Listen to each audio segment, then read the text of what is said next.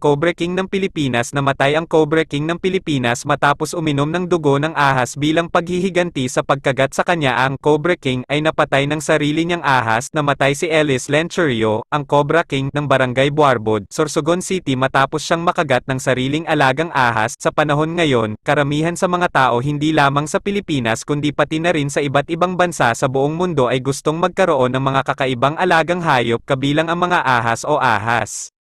Sa Barangay Buarbod, Sorsogon City, namatay si Ellis Lencherio o alias Peter dahil sa kagat ng sariling alagang ahas noong Sabado, 2 ng Desyembre taong 2017. Ang mga ulupong ay itinuturing na pinakamahaba sa lahat ng makamandag na ahas. Ang isang kagat ay maaaring humantong sa nakamamatay na mga kahihinatnan, lalo na kung hindi ito ginagamot kaagad. Sa ilang bansa, tulad ng Pilipinas, ang cobra ay isang kinatatakutang species ng ahas. Gayunpaman, ang ilang mga individual ay sapat na matapang upang hawakan